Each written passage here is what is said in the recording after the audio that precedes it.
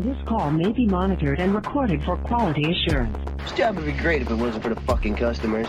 We're always this stupid. It is you take lessons. Just calm down. Oh, fuck you! You can't handle the truth. This call may be monitored and recorded for quality assurance. In other words, be nice, asshole. Welcome to another episode of Q's and Cucumber, the podcast where we point and laugh at stupid companies, customers, and coworkers alike. I'm Lara Mack. And I'm Tanya Edwards. All right, so we just had our whole little conversation about baby AJ, who is here. Woohoo! I got a baby. But we have a ton of stuff to go through today. I know a lot of you are here for the Holmes, the Elizabeth Holmes of it all. There's some other things we're going to talk about, so we're going to do something a little bit differently today. I'm going to put the whole chat about AJ, brand new grandbaby, at the end of this episode, so it might sound a little disjointed. We're just going to cut to that. But I'm also, for the first time, going to put timestamps of the different topics because I really want to talk about like our newest obsession. And I realize that some people don't want to hear about Selling Sunset. Yep, that's what we're going to talk about. Fuck you, Laura. Fuck you. I know. Fuck you. I was up all night. Tanya's so mad at me because I made her watch it. I was up all night till like 2:30 in the morning, eating Harvest Snaps and drinking water and watching this fucking show. And I had to be at work at 7 o'clock in the morning. So Can I tell you all what my favorite... Because Tanya and I were messaging back and forth, and we'll talk about this some more, but my favorite was when Tanya messaged me at the beginning of season 4 and was like, the beast is pregnant. I almost pissed myself. She called Christine the beast, and I almost died laughing. We will get there. Hold on. We will get there. So here is the list of our topics. We might veer off a little bit, but here's what we're going to talk about. We already talked about AJ, which will be at the end of the episode. We're going to talk about Selling Sunset. We're going to talk about y'all flipped out over this Thanksgiving Sharon's pumpkin pie. Have you seen this? It's gone viral. Which one? With the pie that was all burnt? Yeah. Talking about Thanks Marie calendar? Yes. That dumb bitch. We're going to talk about that because a whole bunch of y'all sent us articles. Thank you, by the way. Y'all have not been really sending us stories, but the stories you have been sending us, you've been like, we just want to hear about Holmes. Read the story when it's over. Right. So y'all been great. We'll get there. We're going to talk about Sharon's pie. We're going to talk about, obviously... we're going to talk about Elizabeth Holmes. So we've got quite the agenda today. Right. And baby AJ's coming over and I get to hold it. I'm so So- excited. So we will get it started. So let's go ahead. Let's talk about Selling Sunset. Oh my God. Okay. So no, here I am on Facebook. Fucking liking all the fucking stupid fan pages now and looking at all the comments. You know, there are people out there that actually like think that Christine is being picked on. Oh, I know. There It's are people weird. out there that are just like, this poor lady, blah, You know blah, how, blah. okay, if they're, you know what I feel like that is? That is a test. It is a test for every human out there. If you have people in your life that think Christine is the victim, those are the narcissists in your life that you should probably just let them be. Right. I'm sorry. If you think Christine is a victim In any of that? y'all, I'm sorry. Now, I do think that Chriselle is a little, bitter. She's just not bitter, but she's just so sweet. It's kind of obnoxious sometimes, and I don't know how authentic it is. I don't know how authentic it is, but quite frankly, I like her. I like her, but that's she's the only nice. thing. And I don't like Davina one fucking bit. That bitch can get on before she gets shit on. I can't stand her. This season, though, I will tell you what. Season 4, she was smart. She was smart because she did her shit talking in a much more couch like, oh, it just breaks my heart. Right. Like, but what I did, what killed, and you know who I really do not like? I don't like this motherfucker at all, that Vanessa bitch. Why is she running back and forth between... You know what I thought of when I saw her running back and forth between the girls who were fighting? I was like, oh my God, what is she, the Secretary of State of Sunset Boulevard? Right, like what are you negotiating doing? A peace treaty? Right. What the fuck are you... Vanessa, honey, look. Had she stopped about halfway through, not that night, I'm just talking about had she stopped halfway through with her meddling when Mary told her, I'm over it, stay out of it. I don't fucking care. Had she dropped it right there, do you think you would have liked her better? No. Because I didn't like her before, because I didn't understand the point of this bitch But even getting involved in that way because it had nothing to do with her. But here's the thing. It didn't have anything to do with her, but I can appreciate that she was trying to keep the harmony. But at a certain point, had she let it drop, I'd have been better with it. I mean, am I wrong? I don't understand what she thought her place was in the first place. She didn't to have even one. start like running back and forth between the two, passing fucking messages and, well, this is what she said and I think this and this is what she said and this is what I think. And to sit here and say, oh, I think she's just really hurt and in need of love. Bitch! Have you seen pictures of Christine before she got all of her plastic surgery? Oh, yeah. Yeah, Did you see her singing? Did you see her singing? I didn't see her singing. There's a viral video going around of her and a friend, and they're doing the Maroon 5 "She Will Be Loved." She has a gorgeous singing voice. I think that the girl probably does have some like past trauma or something, but I'm sure nobody acts like that without it. Right. But I also think that she has some fucking mental issues. First of all, something. The fucking weave. Oh my God! So whenever she was at the place where the lady who was like that Vanessa took her to like the mindset coach. The mindset coach. Did Oh you my see a God. big chunk of her Yes. crack on the back of her head? Yeah. Look, I wear cheap wigs, but I'm not on TV. Right. Okay. You know. Sorry. So, but yeah, she was. It's just I don't understand the hair. God. I don't get the hair. And then they are tearing her ass up. It on was these brilliant. Groups about how she supposedly had this traumatic birth experience and a C-section. But how a week later, if you had a C-section, are you doing yoga like where you're standing upside down? She wasn't. No. And I believe if you watch it, but watch that scene in particular. They edited it. She was 4 months pregnant. And if you look, they never show her stomach, but in the spots where you can kind of see it, yeah. And if you listen to her and Davina talk, she doesn't ask her how the baby is or anything. She's like, how are you feeling? And she's like, I'm tired, but other than that, I'm good. Like, yeah. She's pregnant at the time. And somebody said something about they did it out of order. And that makes sense. So the people that think she faked her pregnancy and had a surrogate, using that, I get. Here's why I think she faked her pregnancy and had a surrogate. This is the one moment that I was like, and I honestly, I didn't Google it to find out if anybody else noticed this, was the moment in the coffee shop with her and Maya and Davina, where Davina, she just had this baby, or Christine just had this baby like 2-3 weeks ago. Right. And Maya says, well, you're on your period. And she goes, I haven't had my period since 1942. I don't care if you had a C-section. You bleed after giving birth. I didn't think you did. I thought you did. I didn't think. Because your uterus is like cleaning out. Right, but I don't think you did because of the C-section. Great question. I didn't have a C-section, so I don't know. Neither did I. Do you bleed the same after a C? And here it is. Bleeding after a C-section is to be expected and will reduce with time. You will notice heavier bleeding immediately after your C-section, and it will decrease over time. Bleeding should completely stop after 4 to 6 weeks. Yeah, see, so. Bitch, I'm sorry. Like, all the stuff about her doing yoga and all that, whatever. It felt like one of those moments where somebody caught her. Right? Where she's so used to saying, I haven't had my period since 1942. Bitch, I don't care who you are. Then how did you get pregnant? You bleed. You bleed then after you give birth. Right. Then how did you get pregnant? I mean, I don't know. Are you just...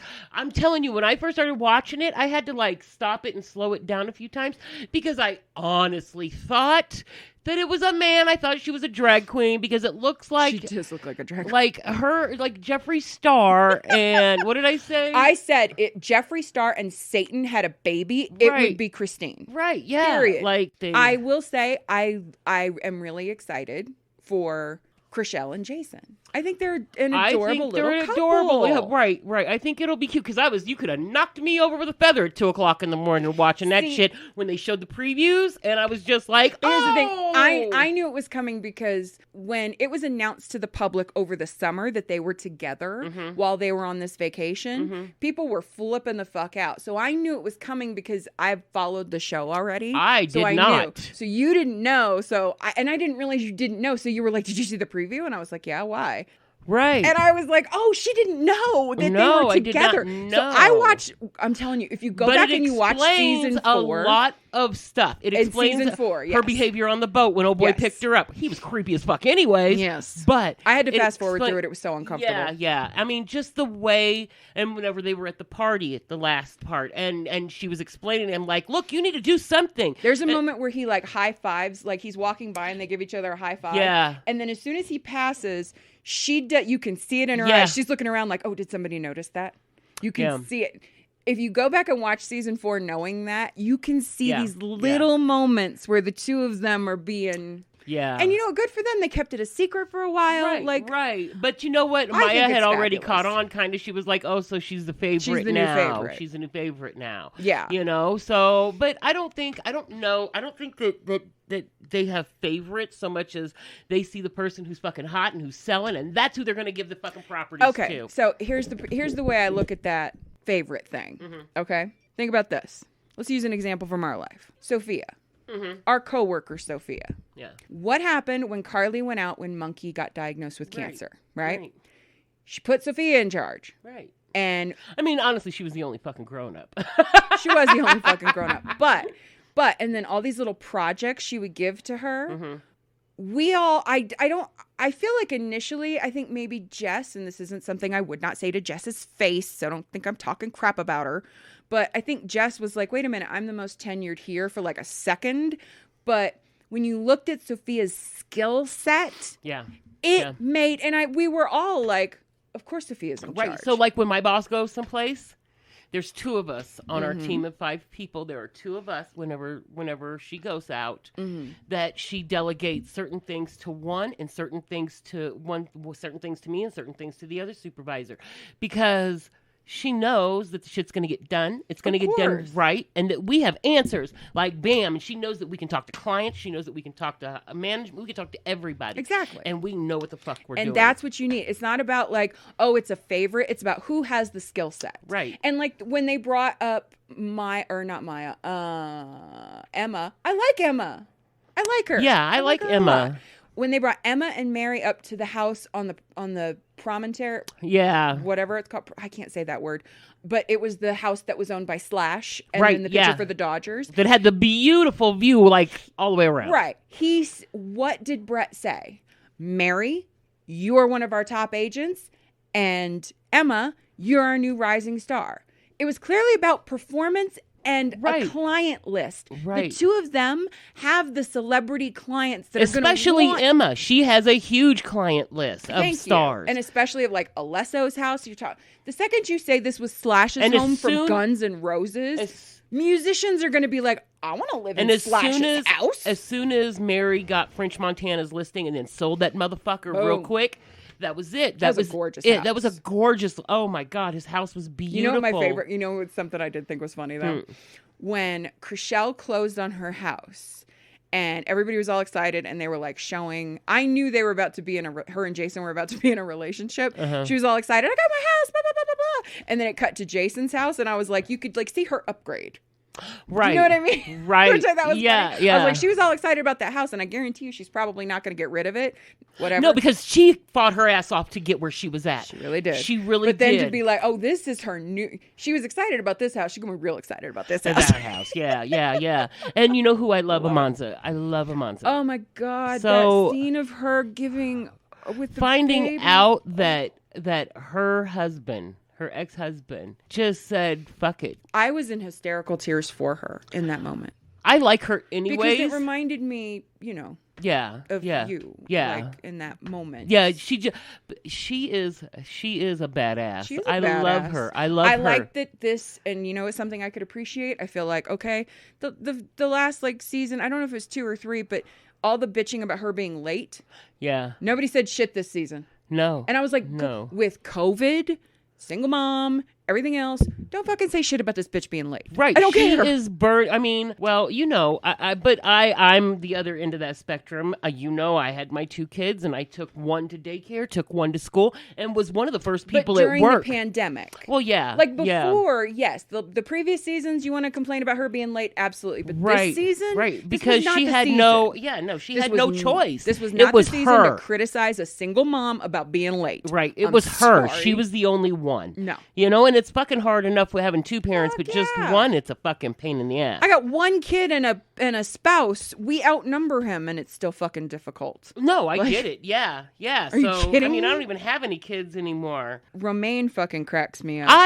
Romaine is funny as hell. When they were at that last party, he was like, yeah, that bitch, she needs to get out. I like where he was like, that's my girl. Yeah, I was like, yeah. I actually tweeted at Mary. I was like, you gave me such, because I could just, her telling off Christine was like my fantasy of telling off Frank. Right. You know what I I mean? And Romaine just let her go. He let her go. And like, as soon as she came back, he was like, my girl. Yeah, I like Romaine. There was a huge age difference. And you know what? I respect that motherfucker so much. The way he puts it down and he's just like, no, I need to pay for this. Yes. I need to help Love you pay that. for this. And you know Jason and Brett are going to have him built up where Mary's at any fucking yeah. way. So I think after Wouldn't time... surprise me if someday he becomes an agent. Right. I think that they will have him in a position where, you know, like she said, she's doing the business end of it and he's doing the contracting and everything else. I think that that's what's going to end up happening with those 2. Absolutely. Because I like Mary, but somebody was saying they were like, they need to see if she has like a drug problem or something because the way she talks. I think she just drinks a lot of fucking wine. Fuck off. But I think, and I got to give, you know what, you got to give props to Romaine because he's sitting there with his wives. His successful as fuck wife's ex-boyfriend, who happens to be also her boss. Who is also way more successful than him, at least at this point.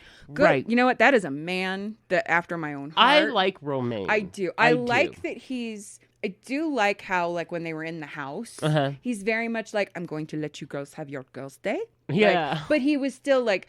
He was like, oh, yes, welcome to our home. Like, he was so... He's so warm to all of them. Yeah, And I think that's one of the things with Davina. I'm like, had you not been a cunt in the beginning...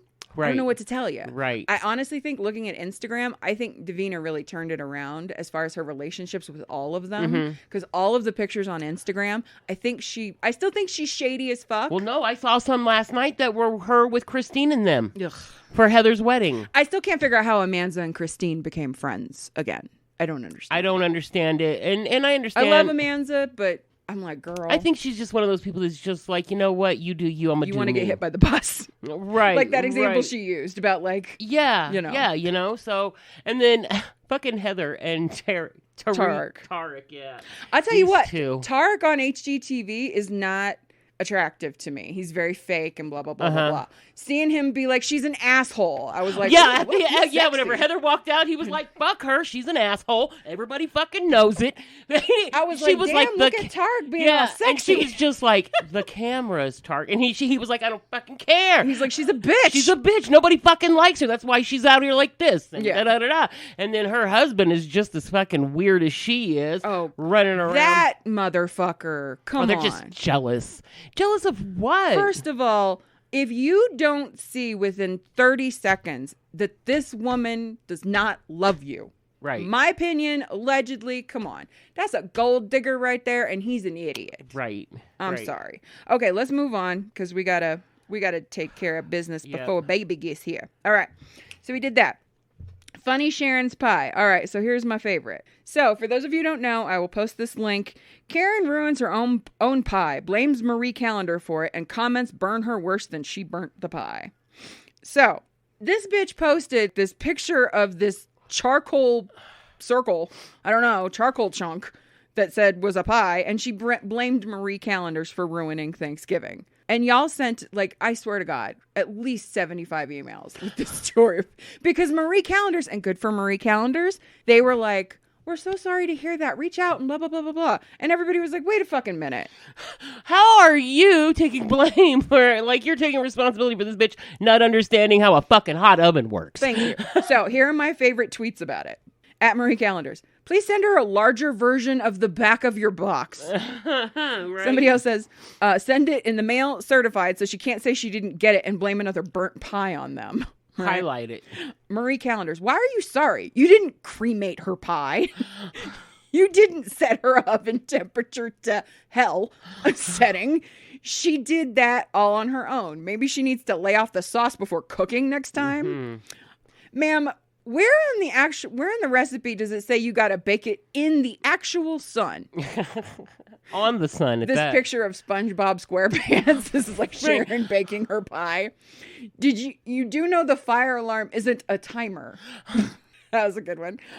How many days did you bake this for? So I remember one time Sophia loses job. Great. Thanks, Marie Callender's. Right. I remember one time Sophia was like, I don't know, she's probably about 7 or 8. And I used to buy like they're like little pizza snacks that come in that green box. They're like $1. Mm-hmm. I used to get those for the kids all the time for like little snacks, right? Right. And Sophia, you only put them in for 90 seconds. And she was like, can I make some? And I said, yes. You know how to do it, right? And she was like, yes. So she misread 90 seconds for 9 minutes. So it was a Friday night. Me, Soap, and Avery are sitting on the couch and we're watching movies and stuff. And we're just hanging out. And then all of a sudden I'm like, what is that fucking smell? And I jump up real quick, and these fucking pizza rolls in my microwave have been going for like 6-7 minutes. Because Sophia thought that they were supposed to be put in there for 9 minutes. And she's always like, I thought it was 9 minutes. And I was like, no, 9-0. That's all you. And then hit start. And we had to take them outside. They were damn near on. They were smoking. And then they had shriveled up and they were about the size of a quarter. And they looked like little quarter charcoal. Yeah, chunks. They were fucked up in the microwave. Yeah. So I mean. Oh my God. She was like 7. So that's a little different. Yeah. For future reference, next Thanksgiving though, I would turn the oven down from Satan's asshole to more like 325. Good luck. This is a picture from. This is Angela Bassett from Waiting to Exhale. Uh-huh. This is Sharon preheating the oven where she lit the car on fire. Sharon out here getting roasted as bad as her pie. I get it, Sharon. I didn't put enough coffee grounds in the coffee maker this morning and the coffee came out weak. Thanks, Marie Callender's. You're complaining about your food that, let's be honest, you ruined, while the last fundraiser in which you participated in, ironically, was No Kid Hungry. Pretty sure the instructions don't say, yeet pie into sun. Someone had a little too much Thanksgiving wine and turned a broiler on instead of the oven. $3.75 for 65 minutes is one delightful happy Thanksgiving, everyone. I'm no culinary genius or anything, but I'm pretty sure the instructions say to bake those pies, not light them on fire. Thanks, Marie Callender. My wife left, took the kids, the house, even the dog, and all I have left is credit card debt she put us in. Jeez. Like, people roasted the fuck out of that bitch. But my favorite was maybe turn it down from Satan's asshole to 325. I don't understand how she blamed anybody but herself for that. I don't know. Like, Marie Callender's, ma'am, Sharon, listen to me, honey, sweetie. They didn't break into your house and turn on your oven. Maybe it was the gremlins. It was the gremlins. You know what? That's probably it. All right. By the way, y'all, I know y'all been asking if we're going to do another Tiger King breakdown. That's a me, Tanya, and Jess situation. I watched that shit. Let's not even go there. Okay. Good. So, you know what? I don't want to run out of time talking about Elizabeth Holmes. So we'll talk about... Oh, real quick. Really cool. Y'all probably seen maybe the advertisements on Facebook, this Turn Me Royal thing. Oh my God, it's so good. It's so much fun. Their customer service, super nice. There was an issue with the order that I placed, and they were so nice about the whole thing. Oh, and the picture? Yeah, and they were like, because I ordered a photo. It's called Turn Me Royal, and it's got all these options where you can take like a selfie picture and get it turned into what looks like a royal portrait. And I ordered it as a gift for somebody. It looks like Morticia and Gomez Adams, which is very them. Okay. But there was an issue with the picture, so it's this, but honestly, the company reached out. They were super responsive. I asked if I could just get a refund because I don't have better quality pictures. Right. And they were like, oh, sure. Yeah, that's fine. I mean, just so incredibly nice. Oh, that's good. Like, good job. Okay, so let's talk about Elizabeth Holmes. Oh, God, I hate this bitch. I fucking hate her. Man, Fuck her, Okay. man. Fuck this bitch. Oh my God. So we obviously haven't been together for a while. So we'll do this a little bit backwards than we've done it in the past. Usually what we do is we talk about the trial and then we go back through and talk about the John Carreyrou podcast episodes. But let's do this a little bit backwards because his podcast episode this week, he talked about basically the prosecution wrapping up its case against her and the finale of their case, which I honestly, I've had my issues with this prosecution. Don't necessarily think they're super on the ball here, but they did wrap up their presentation with Roger Parloff, who was the Fortune reporter, who she talked to Ken Aletta, we talked about previously, but this is Roger Parloff. He was he's Fortune magazine, not the New Yorker. And he did a little bit more kind of in depth, I think. I don't want to insult Ken Aletta because he's awesome, but he recorded all their conversations and he testified and they played those recordings, right? Of her saying, oh yeah, we have contracts with the military and big pharma and blah, blah, blah, blah, blah. I thought this was funny. I don't remember this being in the book. Because Fortune is a big magazine. They're going to try to vet things as much as they can. She said she didn't have a boyfriend. She only sleeps 4 hours a night. She works 7 days a week. She never takes a vacation and doesn't have a boyfriend.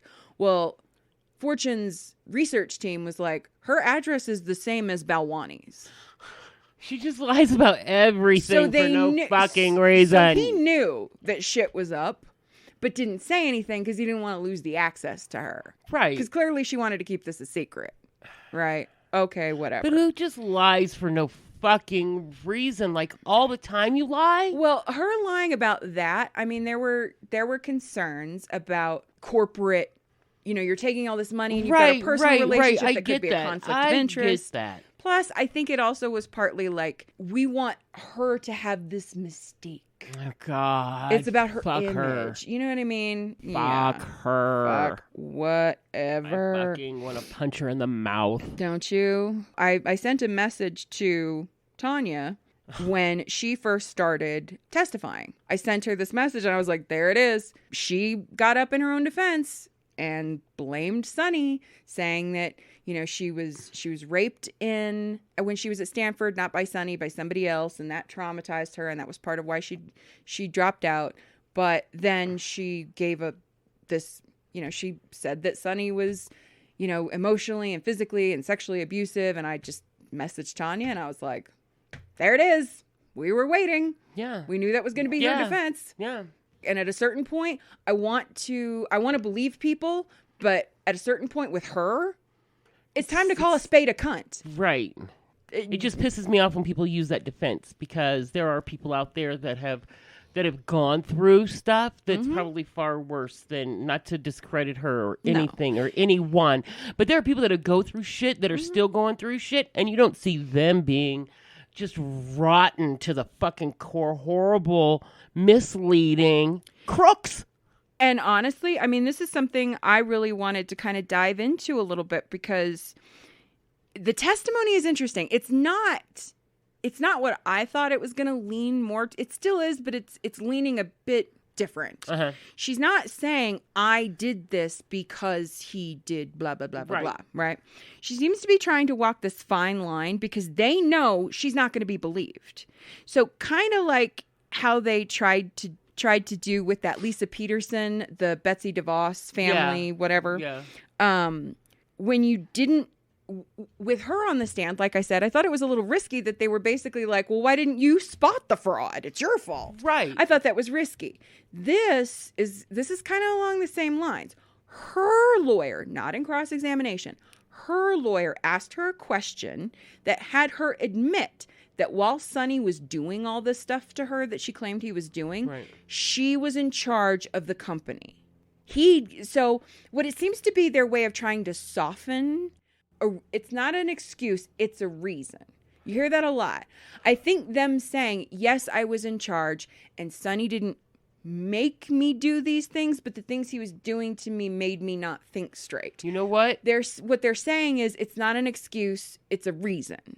I don't buy it. I know. I don't buy it one fucking bit because you know what? I don't If buy it somebody has that much power over you, that much control over you, and is abusing you, I can tell you firsthand, they are not going to let you control one fucking thing that they have a part of. Nope. Not at Nothing. So I don't buy it for one fucking second. all. Nope. You can't sit here and tell me that he was controlling your life and blah, blah, blah, blah, But blah. you were running the company with him. Right. No, it's not going to happen. No. He would have Anybody had who's your been in an ass. abusive relationship Right. knows. No. They know damn well.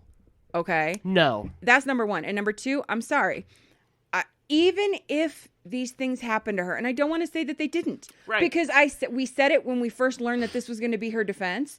Do I think that there's no way that Sunny Balwani is an abusive asshole? Of course fucking not. Okay? Do I think that there's no way she was raped at Stanford? Of course not. But guess what? Guess who is a survivor of childhood sexual assault? Me. Guess who is a survivor of abusive relationships? Me. Guess who didn't commit a massive medical fraud that put hundreds of thousands of patients' lives at risk? Right. Don't know what to say. Right. You have your own experience with this shit, and you didn't defraud people. Right. I haven't knocked over any banks or, any shit like that. Well, my husband beat my ass, so I should be okay. I should be cleared.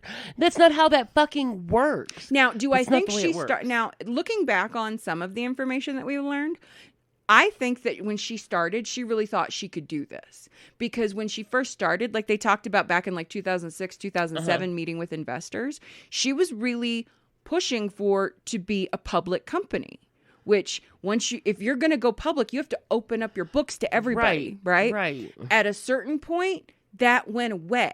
I think at first she really thought this was going to happen, but then it didn't happen fast enough or the way she wanted or whatever. And she got sick of waiting and felt like, I want to be that celebrity now.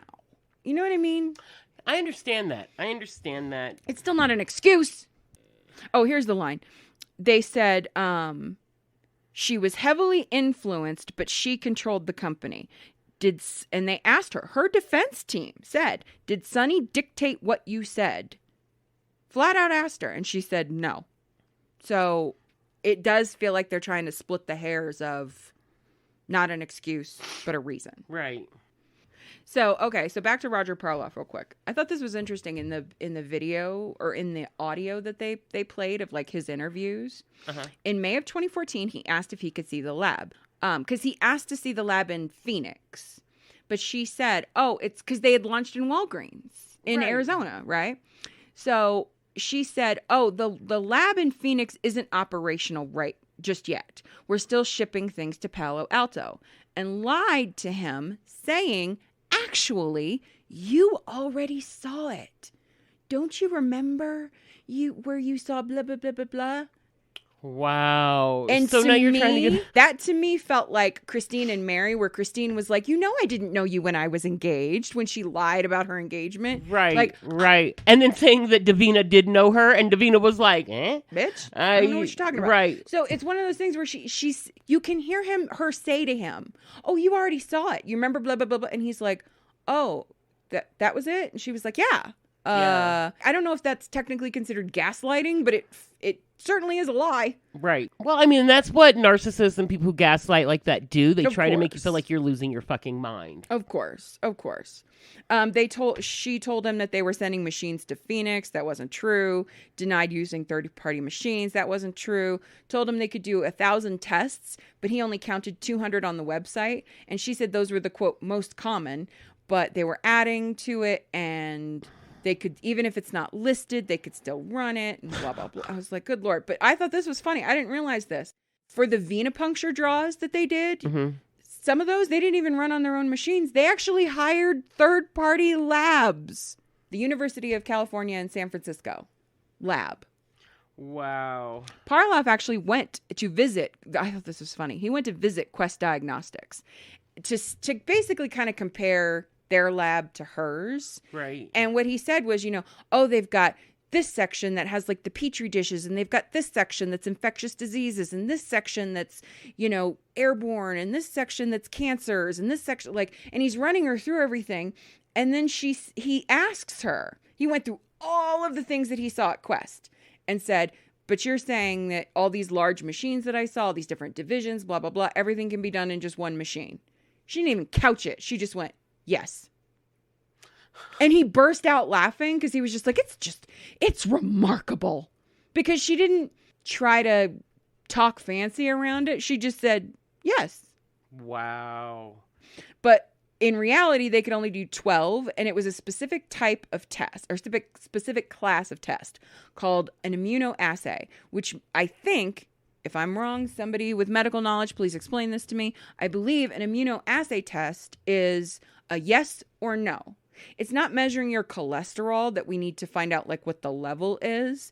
It's saying, hey, we're looking for this. Is it there or not? It's just a yes or no test. So the only these 12 tests that could be done on the machines were simply yes/no tests. The easiest tests to do.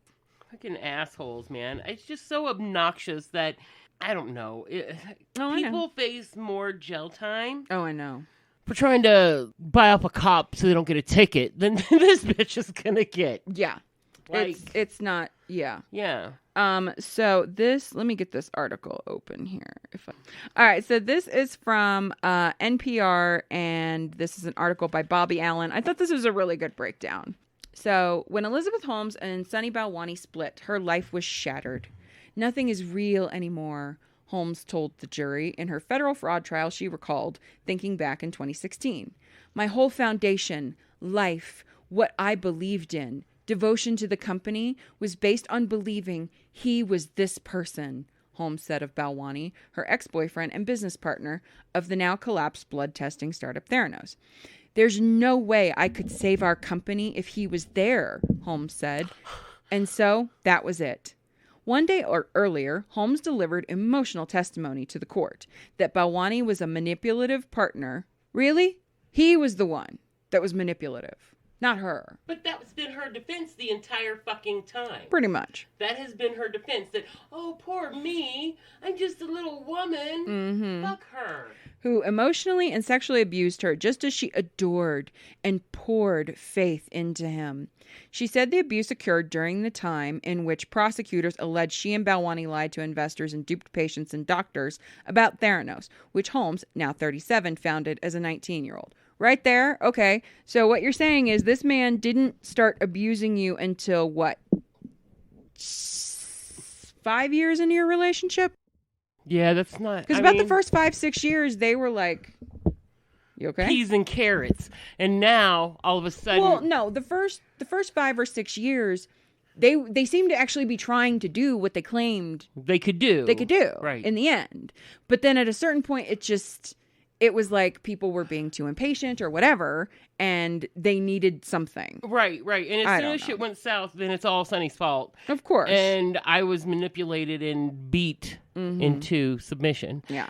Fuck off. The startup was once celebrated as a biotech breakthrough and made Holmes one of the world's youngest female billionaires before the company disintegrated into scandal.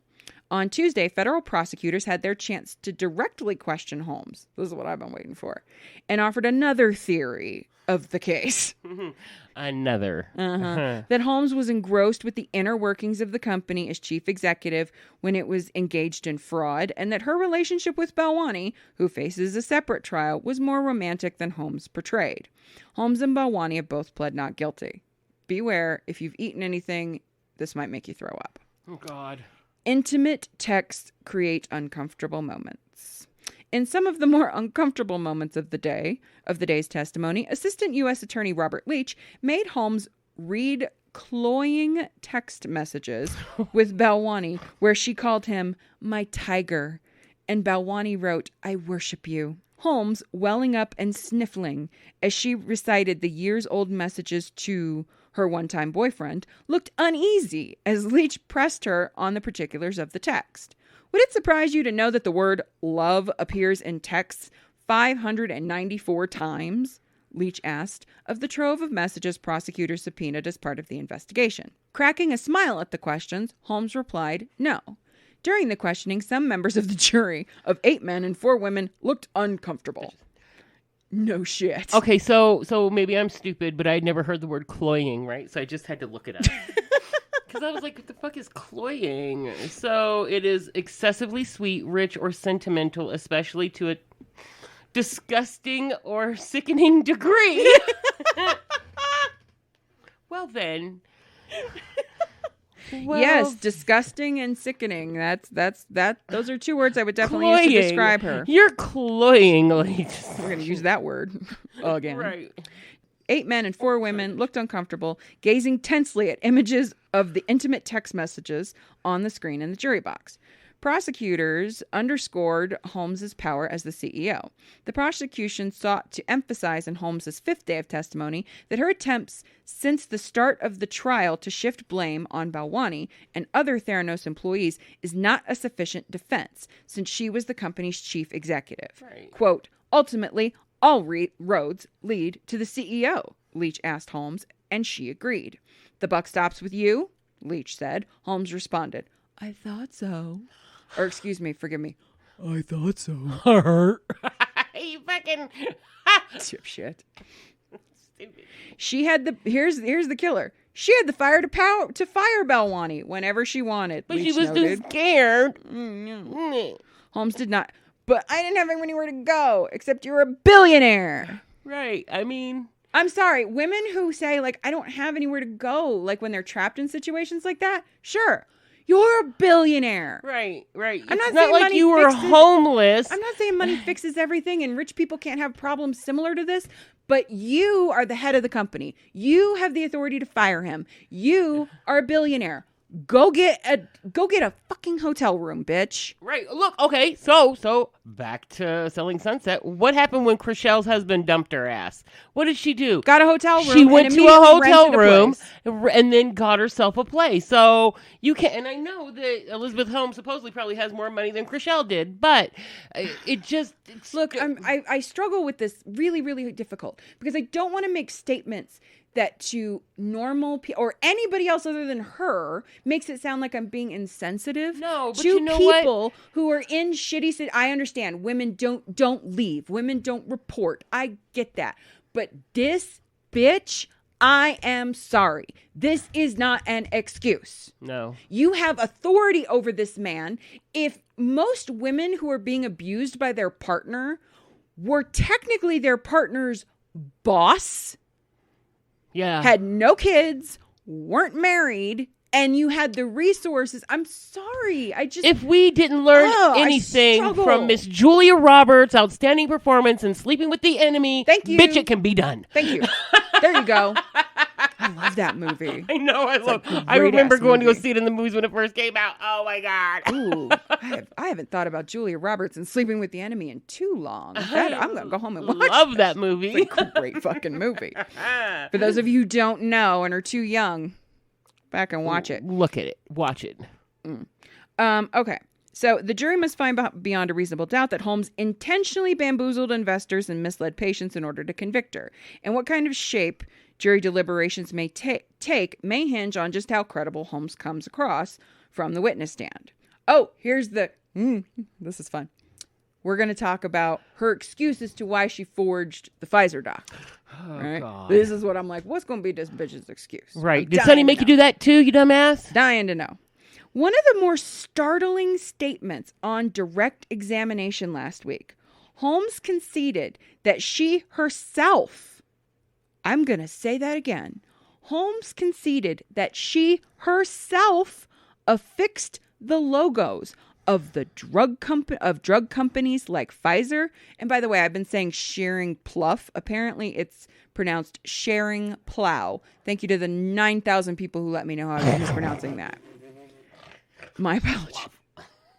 Okay, so she herself affixed the logos of drug companies like Pfizer and Sharing Plow without their permission on documents provided to Walgreens to bolster the bona fides of the company.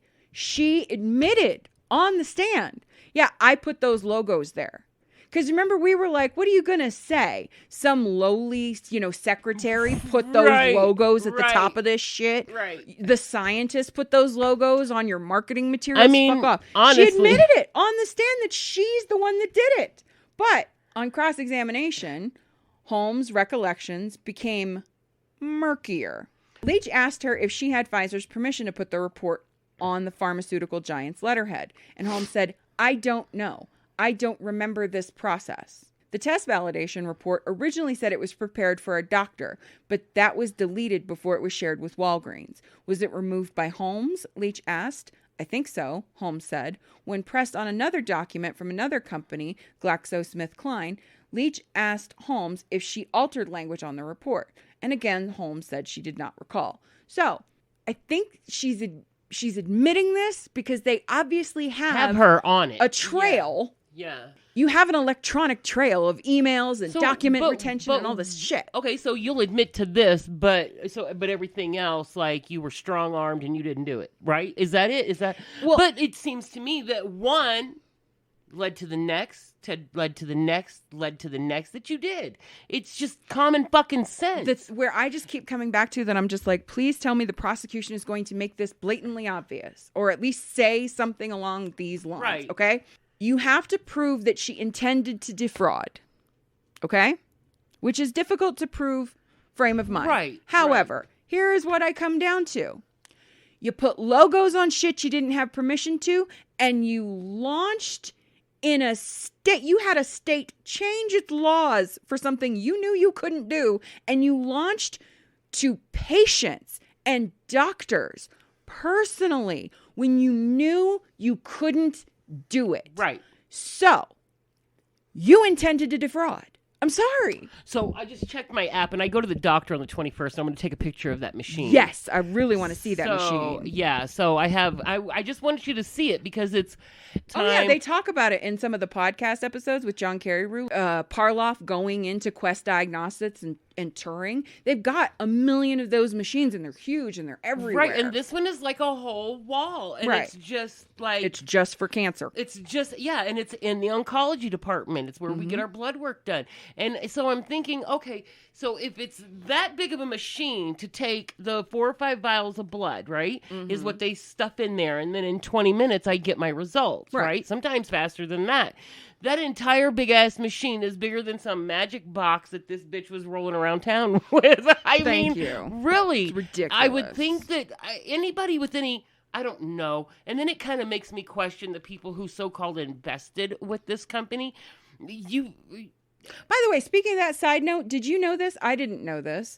Since we just did our LuLaRoe episode, do you know what the primary source of the DeVos's fortune is? Don't say like encyclopedias or dictionaries. Amway. The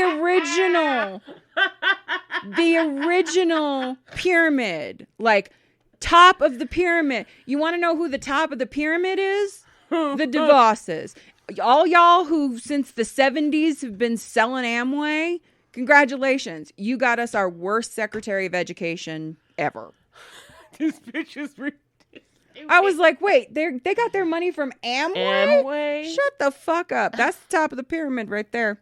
All right, so I thought this was funny. Government says Holmes retaliated against whistleblowers. No shit.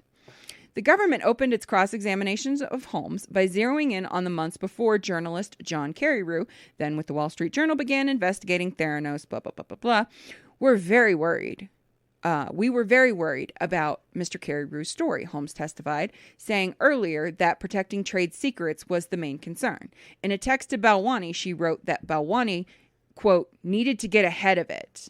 Leach asked Holmes about trying to shake down Theranos whistleblowers suspected of having worked with Carreyrou on exposing the company. Prosecutors said Holmes' response, including hiring private investigators to spy on ex-Theranos employees Erica Chung and attempting to get Tyler Schultz, a one-time employee and grandson of former Secretary of State George Schultz, to sign an affidavit confirming that he never spoke with the Journal, as well as naming every employee he knew who spoke with the paper. From the stand, Holmes acknowledged that the company's actions targeting Chung and Schultz were a mistake. Quote, the way we handled the Wall Street Journal process was disastrous. Was a disastrous? A disastrous. A disastrous. We got to start using that. I want a t-shirt that says, I'm a disastrous. Holmes testified, we totally messed up. Leach then displayed an email from September 2016 in which Holmes wrote to Rupert Murdoch, who owns the Journal and who invested more than $100 million into Theranos, hoping he would intervene to shut down Carrie Rue's reporting. Murdoch declined. Carrie Rue, sitting in the back of the courtroom, jotted down notes for his podcast series. They played the Mad Money thing where she came out and was like, I can't believe they said we do this, like right after the first story came out, where she said in the interview, quote, every test that we offer in our lab can be run on our proprietary devices. I guess technically that's true. It can be run. It doesn't mean it's going to be right. It's going to be right. That's got to be. You can run anything. Like I can slap a dollop of mayonnaise in there and it'll run it. Right. So what the oh my God. This bitch. I'm telling you, I really need to come up with a fucking caper. I'm sick of this. This whole fucking being poor thing is for the fucking birds. So that was pretty much the summary of that. Let me just look through here real quick. Oh, their pet names. Super lovey-dovey. She called him Tiger. He called her his Tigress. Yep. Little gross. Fuck a little. It's a lot of gross. Yeah. Oh, she said most of her answers were, oh, this is what I think it is. Most of her answers were, I don't remember, or I thought I was telling the truth, basically. So do you remember, I think that this is what this is about. When we were talking, before the trial began, I was super curious because Holmes and her lawyers were arguing in court during the evidentiary hearings that they wanted emails between her and David Boies excluded, saying, oh, he was not just the company's attorney, he was my personal attorney. Right. But the emails that they were referencing, they said were about media strategy. And we were like, what? Yeah. Like, I was like, I'm dying to know what this is. Why would they take the time to fight this specific thing? This does not make sense. I think this is what the answer is. What they're talking about, because if you remember when we talked about who David Boies is, right? Who else did David Boies represent? Right. Harvey Weinstein. And what did they do? They hired private investigators to follow around accusers to get dirt on them and to find out what they were doing, right? I think when this general term of media strategy was them emails between them saying he was going to hire private investigators, or maybe just indicating that there were private investigators to follow around the whistleblowers who were talking to Carrie Rue. I think, I could be wrong, allegedly, David Boies, you're a fucker, don't sue me. I don't have anything. Okay? Me either. But I think, because I've been waiting this whole time, like, okay, what were these messages about from David Boies that the prosecution really wanted to say? Right. But the defense didn't. I think that's what that was because she denies. She's like, I didn't hire any PIs and I didn't know that, or I don't remember or whatever. I think that's what it was. She didn't want those coming out showing that, oh yeah, she knew that they were hiring private investigators to stalk and harass potential whistleblowers. I think that's what it was. I think that was the answer to that, which I thought was really interesting. I was like, oh, is that what that was?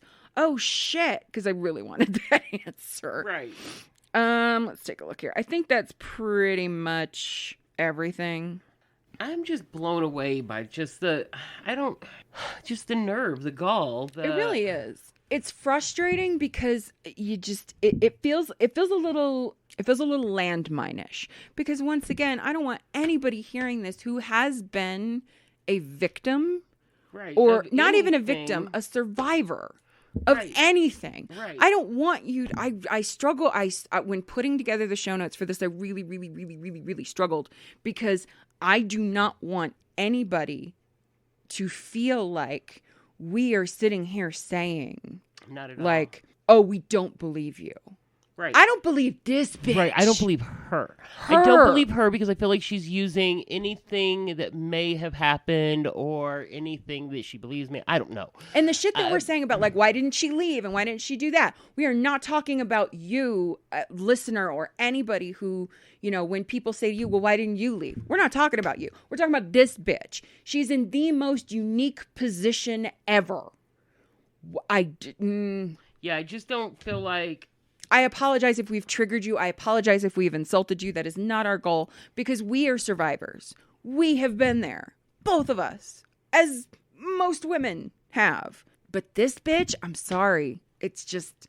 Yeah, I don't can't believe her. I just can't wrap my head. And honestly, there's a saying, game recognizes game, right? Yeah.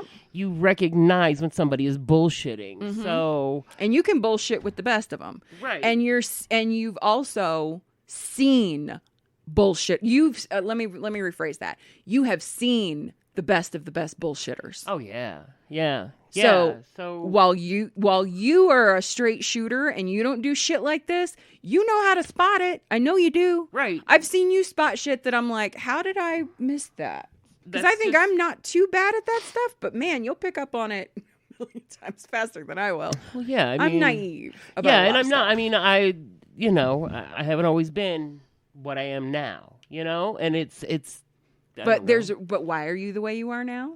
Because you're a survivor. Because I went through some shit, and that doesn't take away from anybody else. It doesn't. Everybody handles it differently. Everybody processes it differently. But you cannot tell me that you did not have the fucking brain. Like, you're so fucking smart, you can make a magic box, and you have all this money that you just couldn't leave because, oh, woe is me, poor little old me. I just don't fucking buy it. She's a manipulative trick. I was living in a fucking hotel room and I got the fuck out. Yeah. So, with my kid, and I had no money. Yeah. Believe women does not mean believe all women, and she does not fall into the category, okay, of a believable woman. I'm sorry. She's the boy who cried wolf 50 million times. And at a certain point, I said it before, I'll say it again. It's time to call a spade a cunt sometimes. You got to. Cunt. There you go. That even her magic machine could fucking diagnose. Yep. Like, God damn it. Yeah, I don't get it. I don't fucking understand it. And I don't want to either. No, it's gross. It's gross. It is. It's fucking disgusting, because there are people out there who, whenever they see this kind of stuff, then... they get ideas. Right. Like, I know you're sitting here saying, like, I need to find a fucking caper. I know damn well you're not going to find a fucking caper. No, because I don't want to go back to jail ever again. Thank you. That shit is horrible. I know that. Like, so, it's a joke, but you're not that person anymore. Like, fuck, like, yeah, no. And you were never this person. No. Like, are you kidding me? No, I could not. I could not be like that. All right, so for the sake of my blood pressure, we're going to stop talking about Elizabeth Holmes. We already talked about AJ straight up at the beginning. I'm going to pop that in here at the end, and then I'll kind of fade that out, and we'll go from there. But we will keep following this story. I love you guys. Thank you guys for your patience and your emails. Thank you so much to everybody. Alexandra, our girl that co-hosted with me, she said congratulations. Karen, thank you. Karen, hashtag not all Karens. All of our super fans, Kevin, Old G, we love you. Every episode comes out, Old G's like, oh, my girls, like, I love him. And we appreciate it too. Like, we, Roxy, Butterfa Buddha, like, all them. We have, my schedule has been fucking nuts. I've been working so crazy lately because I took a whole week off, so I've been behind. Having the new baby. I mean, granted, it's not my baby, but it's still, you're plus, it was just such a week. You're still caring for Avery and stuff, trying to be there. And then, so I bought Sophia a car in April. Because she was supposed to go to Paris, and with COVID, her trip got canceled. And I bought her a little $3,000 Chevy or whatever, a Yaris, right? Toyota Yaris. Well, apparently whoever had it before us jacked around with the electrical system and put NOS and stuff like that in there, and then took it out. So the entire electrical system went out on her car the other day. She was driving down the street and the windshield wipers just come on. The horn honks. Like, oh my God. The power steering light is flashing at her. The headlights are blinking. I mean, just everything. So the car just took a... You didn't tell me that part. Oh, yeah. So she came home and she was like, oh, shit. Either something's really wrong with my car or I have a ghost. And I was like, what? Or I have a ghost. So she spent all week looking, and she spent all week long, like, test driving cars. And Wednesday, she got up early and she went to the dealership, Philong Ford, really worked their ass off to get this girl in a car. They started Tuesday and got her in the car Wednesday. This guy did so much, gave her $500 for her car. which is, okay. Considering it's It's just like a, I don't know, piece of metal now. Gave her $500 for her car, made sure that everything was taken care of. She got I was hoping you would get here so you could see it. It's so cute. Oh, I saw it. Did you? I parked behind it. Oh, yeah, that's right. She You was did. here. So it's like a Kia. It's cute. Sorrento or something. Yeah, I think it's a Sorrento. I don't know. It's like I know it's like not a little Santa Fe. it's like a little SUV with a sunroof and a moonroof. She thinks she's hot shit. Her shit is hot. Oh, of course. Because she's got the sunroof and she's got the second sunroof or whatever the fuck it's called, and then she's got the backup camera, heated and cold seats. Very like nice. She really worked her ass off, and she's going to continue to work her ass off to make sure that she gets what she needs because she is just that kid. First thing Tuesday morning, they send her a text message. The guy who sold her the car at the dealership with a picture of her car. And they were like, hey, we got her all gassed up and cleaned for you. When are you coming by? And she comes running into my room like half asleep, like, Mom! First car that you buy is exciting. Yeah, and I was like, okay, so needless to say, I haven't seen my daughter in 3 days now. This morning was the first time. I was surprised she was actually home.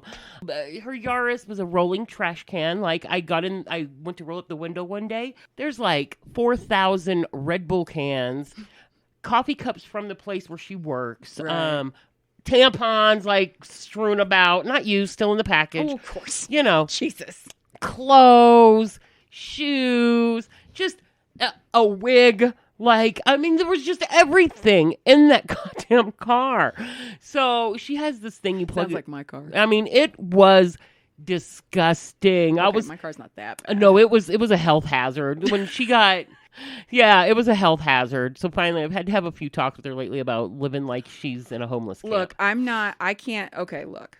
I used to live down in Fountain and drive up to Briargate. Yeah. So I pretty much lived in my car. Yeah. Okay. My car was, and when I bought my Kia, it was brand new. Right. And I didn't get rid of that. I bought that in 2000 and... You had that car forever. I did. From 2002 to 2014, I think. I had that car forever, right? Right. But I remember, this is how bad I was at taking care of my car. One person got in my car and she was like, smells like a smoky pickle in here. I was like, okay, whatever. But the killer will always be our Sophia, our coworker Sophia. She got in my car and she literally looked up, looked down, looked in the back seat, and she went, have you been the only owner of this car? And I said, yeah. And she was like, so you did all this. It was the nicest. This is all you. It was the nicest way for somebody to say, bitch, what is wrong with you? Because I had a soda explode in it once because it was freezing because it was closed and it shot. So there was soda stains on the ceiling or on the roof of the car. Yeah. And she was looking around like, did you do all this? I remember getting in someone's car one time and it was all of us. We got in there because I think we were going to get coffee and we got in and I was like, what the fuck is that smell? And come to find out this person's bong had fallen over in their car. So it was old bong water in their car. Bong in your car. Right. I get carrying around just a regular pipe. A bowl, bong? But a whole ass water bong? You're carrying around a bong? Dutchie, come here. So yeah, okay, I can take my pants off and wash 'em. Everybody has, Yeah. I think everybody has at least one vehicle when they're early on. Yeah. That they just don't take care of in the way that you would in your 30s or 40s. So we're hoping that this Elizabeth Holmes trial will wrap up soon. I believe it's probably going to be in maybe the next 2 weeks, maybe 3. It was supposed to be over by the 10th, I think was the day that they said, but who knows? As soon as there's a verdict, we need to jump on. We'll probably do just hop on the app and do a remote session because okay, we're going to need to. Okay. I still am not. I don't know this defense though. I feel like the defense is a little bit weaker than I thought it was going to be. I really thought they were going to lean into this abuse thing, but I think they know it's just too risky because it doesn't make sense. But what walking that fine line has made her admit right makes me feel like there is a chance I feel better after her, like, cross-examination isn't done, I don't believe. Right. I feel better, but I still think there's a possibility that this... There's always a possibility. Like, it's a pretty rich white woman, of course. Right. I mean, we're like 99% sure she's just gonna, be told, now, mind your manners, and be sent on her fucking way. Exactly. And within the next couple of years, she'll have another fucking get-rich-quick scheme. I'm really curious to see after the trial if the voice goes away. Oh, I'm really curious. She's got to keep that facade up for the rest of her life. That's insane. All right, so we're gonna wrap this up because baby should be here soon. Yeah, I'm hoping. She just messaged me and said I'm gonna finish getting dressed. Head on over. Yeah. All right, so keep sending those stories. I promise we will get to them. We will read them eventually. We're gonna have like a fucking 6-episode arc. We'll get together for like a day and read all of y'all's emails. And I'll split them up into multiple episodes for the next 6 weeks. Right. So, but we got to get through this home stuff first. So thank you guys so much for your patience, for letting us take some time off for Thanksgiving and baby AJ and everything else. Yes. So thank you so much for the love, especially for baby AJ. For the baby. All right. So until next time, I'm Lara Mack. And I'm Tanya Edwards. I had to take a drink. I'm sorry. She took a drink. I said that. All right. Love your faces. Smooches. Come to the hospital or anything, and Avery called me Sunday morning and was like, "Hey, you want to come meet your grandson?" And I ran up out of this bitch of course so you did. quick. I mean, I had just taken a shower. I'd run up out of this bitch. Right, and you know where I live. I'm not even his grandmother, but if you had said to me, right, hey, do you want to go with me to be the baby? I'd be like, yes. And you know where I live, and you know where their hospital is at, that one that's up on Woodman, Penrose, the big one up on Woodman. Oh, that's where I had TJ. Okay, so that's where I know exactly, yeah. So that's a bit of a drive, right? Yeah. They called me at like 9 you were there to by let like me know. 9:05. And I was there before 9:30. There you go. I was there before 9. I mean, I was up there and I stayed until like 3. Of course I did. stayed all fucking You're day. Like, I'll hold this baby and as long as I can get away with it. Whenever I came in, and I was holding the baby, and the doctor came in to do his little to check his blood work. Yeah. And so they put this little rubber heating pad thing on his foot and a diaper to keep it warm so he can get the blood circulating. Right. And I was like, "Oh, do I have to put him down?" And she was like, "No, you can hold him while I do this. We'll be back in a little bit. We just want to warm his foot up to get the blood circulating." Right, and I was like, "Okay." So about 30 minutes later, she came back in and she was like, "Sorry, Grandma. We have to take him for a minute." And I was like, "Man, fuck y'all, man. This is stupid." So, but they did it, and you know, we watched him and everything. And I have to say, like, he's an angel. He's an angel. And then the thing is, and I'm partial because he's my grandson, but also, of course, this is my son, right? Of course. And to see my son, yes. Avery is a huge motherfucker. Like this big bearded football playing, hunting, fishing, construction working, man. Truck driving, yeah, no fat chicks, all that shit, right? Yeah, And by no means is he like, "Oh, no fat chicks." I just said that. No. But he is very like, "I'd rather huddle than cuddle." Yeah, that's how he is. That's how he is. That's how he is. What? Shots for breakfast? I'm fucking in. So that's how Avery has been. And since he found out he was going to be a dad, totally changed. Absolutely. Super responsible, done everything, right? Yes. And then sitting up at the hospital, and they come in to do his little blood work finally, and they put him in the little bassinet, and they take the things off his foot, and they're doing his little blood work. And here is my 6'3", 330+ pound son seeing him. Like, I'm gonna start crying again because I started crying in the hospital. So watching this big guy and this little 6-pound baby, who already obviously has him wrapped around his fucking finger, not even a day later, right? Yeah. He's holding out his hand and he's saying, Here, buddy, hold my hand. It'll be okay. Remember, it's just a little poke.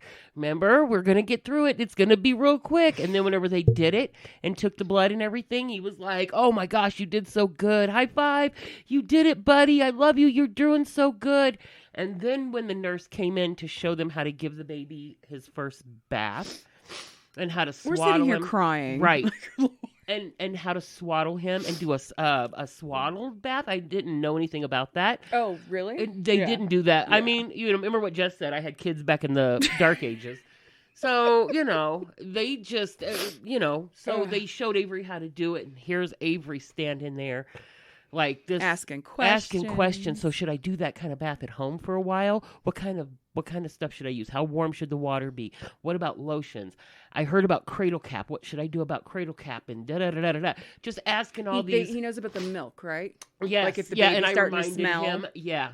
I reminded him, and I also reminded him about washing out the baby's mouth a couple times and everything. Yeah. So I told him about all that, But yeah, so, and just watching him, and I have a picture of Avery and AJ. Oh God, we're gonna be in hysterics for the rest of this episode. Yeah. No. And I get to be the first one to hold the baby of like our little group of friends. I feel so special because I'm here at Tanya's house. So she was supposed to come over to my house today, and then she messaged me last night and was like, "Hey, they're gonna drop the baby off. Do you want to come?" I was like, "Do I get to hold that baby?" Look at his look. Look at his face. God, look how he's looking at his son. Y'all, if you could see this picture, I would love to share it. But the way see my son looking at his son, who's not even a whole day old, right? Because we waited respectfully. Avery wanted it just to be them at the hospital. Right. And the next morning he called and was like, "You want to come see your grandson?" And I flew out of the door. So these were pictures that I got. Oh, God. And just looking at his face, like... And you got to remember, like, I've known this boy since he was 12. Yeah. Like, you know what I mean? Like, and I've seen his, like, yeah, evolution, and it's just... Well, I think he was probably younger than that because... Because what? Sophia was, like, 4 or 5 when we met? So, and Sophia was 4, and Avery was 9. That's right. Oh, my... So it's been even almost long. 10. So you got to remember, like, this is, like... I mean, I met Nathan when he was 8. Yeah. And, you know how I feel about my friends' kids.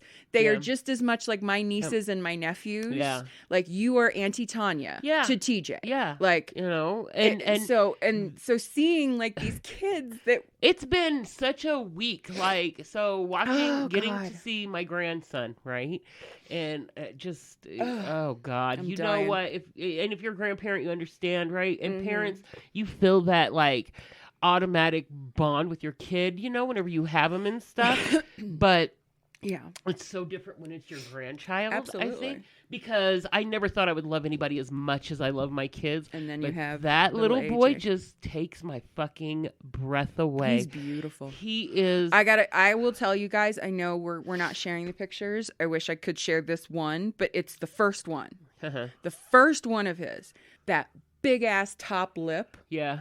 Just poked out. That top lip melted. Yeah. I was like, oh, the one like right after she was holding him? Yeah, like that first one where she was like, and I was like, oh my God, look at his lip. I don't know what it was, but the lip just So what killed happened me. was, so they induced her on Friday. Oh God. Friday night at like 11 o'clock, they induced her because she just could not be pregnant anymore. So they let her be induced, which I guess is a thing now. I don't know. Yeah. So Friday night they induced her at like 11 o'clock, and she's there all night, her and Avery, and nothing's happened and everything. And they're just like, what the fuck? So Avery calls me at like 10:30, 11 o'clock. I'm at the store and I was getting a few things, and he was like, yeah, so they just gave her some more Pitocin, blah blah blah. And I was like, okay. So while we were on the phone, like everything started to kick in, and she said something like, oh no, this is much earlier. Oh, okay. So he was like, yeah, let me let you go, Mom. I don't think it's right for me to be on the phone while she's having contractions and in pain. And I was like, okay. I should not have done cat eye makeup today. Right. So then Duchess, no, come here. Then I get home and I'm trying to keep myself busy, right? So I start doing these little stupid fucking crafts, and my nerves are just bad. And Tanya was a grandmother for 2 days and started sending me pictures of things that I was like, where did you buy those? And I was like, because I know you didn't get all crafty. And then she was like, no, I did. I was like, you've been a grandma for 2 days and you doing crafts? And those of you who have listened to this show before, you know. Yeah, I don't make shit. She's not a crafty bitch. No, I'd much rather go buy Me, some Jess, shit. we're the crafty ones. Tanya, not so much. But my friend Barbara no made offense, me do it. you know. Yeah, I no, I know I'm not. Yeah. So I'm sitting there and it's like 12:30. Me and Barbara are sitting at my kitchen table, and she's getting ready to leave. And I was like, okay, so Avery messages me. He was like, hey, she's at 6. She's gonna take a nap. And I'm going to watch The Waterboy, which is like one of his favorite movies, of course. So, and this was at like 12:45, 1 o'clock, right? About 1:50, I get a picture that says, it's a picture of my son like, Hannah with the baby on her chest, and it says, Amaru Joshua is motherfucking here. Whoop! I was like, wait a minute. She was just at 6 centimeters an hour ago. Sometimes that shit happens fast. Right. So apparently while she was taking a nap, Avery was watching TV, and she woke up and said, Avery, I need you to get the nurse. He was like, okay, I'll get the nurse, but what do I say? She was like, I don't fucking care what you say. Just get the nurse. So they come in, and they were like, oh, yeah, it's time. It's time. So they were leaving the room real quick, and Avery took a peek. Of course, Avery takes a fucking peek, right? And yells, oh, shit, because at that point when he looks, the baby has crowned. Yeah. And he sees it, and he was like, oh, shit. And so the nurses come back in. They're like, what's wrong? He was like, what the fuck, man? And they were just like, okay, so... This is where babies come from, This is how Avery. it works, sir. We don't know if you know why you're here. Right. But... This is... Come on, Avery. Same way it got in there is how it's coming out. So... You did not tell me that part. That's amazing. Yeah, so... He was just like, okay. God. So he had told me, I'm just going to look in her ear the whole time. I'm not looking down there. I'm not looking down there. Well, once he saw that, he was like, it wasn't that bad. Right. He was like, so I watched my son be born. Right. I cut the cord and I held him. Like, give me my son. Yeah. And then they put him on Hannah's chest and everything else. He was like, but yeah, I mean, they do stuff so differently now. Like when I had my kids a bazillion years ago, like there was no, we're going to teach you how to bathe your baby. There was none of that stuff, right? Oh. There was no, okay, so we're not even going to weigh the baby for the first hour. We're just going to do the skin-to-skin contact. Oh, well, yeah. So the first hour, you don't even know how big your baby was. You Right. just are sitting there bare-chested holding your Right. baby. They tried to do the skin with Avery. And my son is extremely hairy, like hairy. Yeah. He looks like he's wearing a sweater. Like, it's gross. He's like a gorilla. It's disgusting. So they were like, we're not sure. So they if the tried. skin to skin. They tried on Avery, and the baby was not fucking having it. Well, of course. It never really was, felt hair before. Right. It was poking him, and he was mad, and it did not He's like, work this out. is not my father. You put me in the arms of a bear. Right. Like, so could you get my real dad in here? Right. Like, could you get my human father? That would be great. Right. So Hannah did it, and Avery tried, but he was, so like they got home on Sunday. He took 2 weeks off of work. He just went back to work yesterday, and he is like, Cloud 9. Yeah, he is over the fucking moon.